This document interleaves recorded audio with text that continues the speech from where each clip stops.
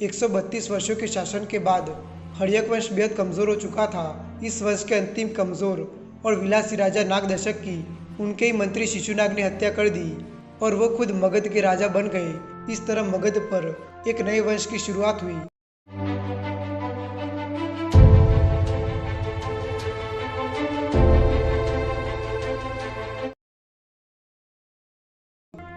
शिशुनाग का जन्म वैशाली में हुआ था। महावंश टीका में शिशुनाग को लिच्छवी वंश के राजा का बेटा बताया गया है, लेकिन उनका नागवंश के साथ संबंध था, यानी वो नागवंशी थे। लेकिन पुराणों के अनुसार वो एक क्षत्रिय थे। शिशुनाग जो मगध राज्य के अमात्य यानी मंत्री हुआ करते थे, उन्होंने हर्यक वंश के अंतिम राजा नागदशक की हत्या करके खुद मगध राज्य के राजा बन गए।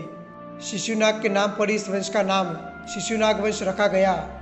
शिशुनाग ने राजा बनते ही आसपास के क्षेत्रों को जीतना शुरू कर दिया। उन्होंने अवंती पर हमला करके वहां के राजा अवंतीवर्धन को युद्ध में हराकर अवंती को मगध साम्राज्य का हिस्सा बना दिया।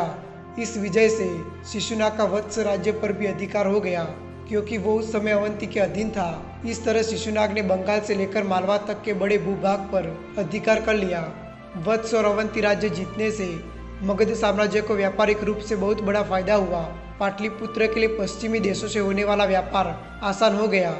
शिशुनाग ने गिरिवंश के साथ साथ वैशाली को भी मगध की राजधानी बनाया। शिशुनाग की 394 ईसा पूर्व में मृत्यु हो गई। उनकी मृत्यु के बाद उनका बेटा काला अशोक मगध के अगले राजा बने। काला अशोक को काकवर्ण के नाम से भी पहचाना जाता है।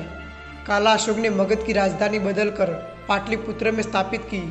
366 ईसा पूर्व में काला अशोक जब राज्य में हो रहे कार्यों को देखने के लिए पाटलिपुत्र का दौरा कर रहे थे, तभी किसी ने काला अशोक की हत्या कर दी। उसके बाद शिशुनाग वंश भी पतन की ओर बढ़ता गया। शिशुनाग राजवंश के शासकों की सूची कुछ इस प्रकार है। नंदीवर्धन जो इस वंश के अंतिम राजा थे, जिन्होंने मगध पर लगभग 22 वर्षों तक राज किया। नंदीवर्धन को मौत के घाट उतारकर महापद्मनंद ने नंद साम्राज्य की स्थापना की।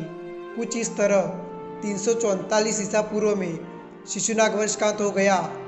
दोस्तों, आपको ये वीडियो पसंद आया हो तो वीडियो को लाइक करके और चैनल को सब्सक्राइब करके बेल आइकन को ज़रूर दबाएं।